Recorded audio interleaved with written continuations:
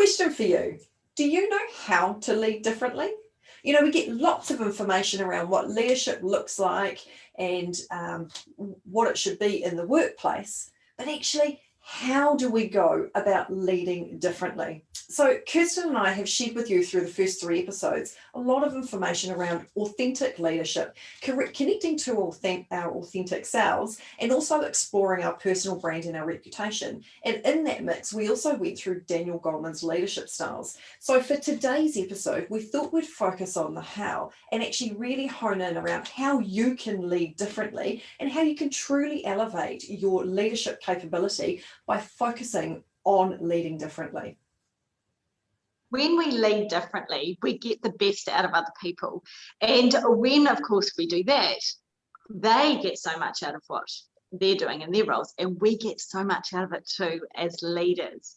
Now, we all know that we need to be adjusting our styles. We need to be, I always think about it like a Wimbledon tennis player.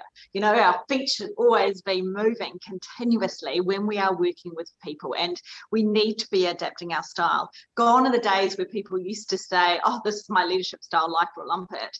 That's way gone. You know, that's the last century. So what this is all about is making sure that we enable you to be in a position that you can be agile, that you can adjust your style. So we're going to share a couple of examples. Now, the one that I wanted to do with you and share with you today builds on the concept of we always need to be tailoring our style to get the best out of other people when we look at what they need from us. But what I want to do is put a different spin on this. And I'd like to take you through at a very high level, John Maxwell's 5 levels of leadership. If you have never explored his work in this particular area, in this 5 levels of leadership model of John Maxwell's, then I really, really encourage that you do. Because what this does is it encourages and raises awareness that as a leader, not only are you tailoring your approach to get the best out of the individual, you need to be aware of what level you are in the eyes of your team members. And I really love the way he explains it, because he not only tells you what the different levels are that people view their leaders, but he also gives you really practical hacks and examples of what you could actually do when you've got team members in each of those levels. So I just want to very quickly take you through the 5 levels, but then what I recommend you do is then go and Google it and actually do your own research. So the first level is base level. That is all about position. So the only reason people are following you at this particular level is because they have to. That means they're reporting through to you. You've got the title. The second level of leadership is permission. Now, permission is all about relationships. And what they're doing here is they are wanting to follow you as their leader because they actually want to in this phase. The third level of leadership is all around production. So production is all around results. So the reason someone follows you on this level is because of the results that they see you achieving within the organization. The next level, the 4th level, is people follow you in this level called people development. So this is all about reproduction. It's all around the results that you achieve with them personally. So in other words, you know, the time that you invest in them and how you've grown them. So they follow you based on the results that you achieve through the growth that they have achieved with you. And the last level, level 5, is the absolute pinnacle. So this is respect in absolute mammoth proportions. So this is when people follow you because of who you are, what you stand for. That absolute pyramid or pinnacle of leadership is when you have a team following you for this level. Now, the key thing is the pinnacle level is really hard to get to. And the other point that I really want to bring across is at any one stage, you may have team members viewing you on every single one of those levels. And what quite often happens is we think that we've got all our team on one level, so we actually lead in that particular way. But what I want you to get out of this episode and this tip is actually going through this exercise so that you know where each member of your team members or each member of your team is actually sitting. Okay, so what you're going to do here is you're going to get off here and do some research around John Maxwell's 5 levels of leadership. Then you're going to write down every name of every person in your team and then go through and put a percentage of where you see that person viewing your leadership style.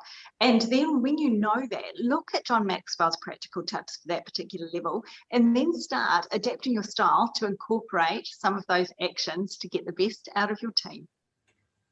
And we've got a really neat model that you can use straight away, which is all around adapting your style for optimal performance. And it's really getting to the heart of how are you leading differently and when are you leading differently as well. So this fabulous little model is called DACA, and it's all about adapting your style to a particular situation. So let's rock into it. So the D starts for detect. And just like a detective, that's exactly what we want you to do with the situation. It's about getting below the surface and getting in and finding out at the heart of the problem what's really going on and getting some real understanding about that situation, and also avoiding that, approaching that a situation from a perspective of knowing it all. So it really is that true discovery piece. So don't forget the word D for detect. The next piece is adapt. And the reason the detect phase is so important is that it enables you to maneuver as you need to. Now, we're not talking about you becoming a ninja. We're talking about your mentality. So it's the flexibility with your mindset and your approach.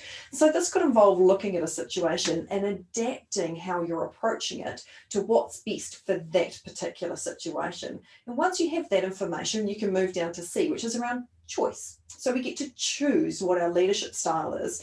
And last episode, Kirsten and I talked through Daniel Goleman's 6 leadership styles. So flick back to that episode or do some research, read through what those styles are. And this is where you start looking at them and they start coming into play, because the very last part of DACA, D-A-C-A, is around adoption.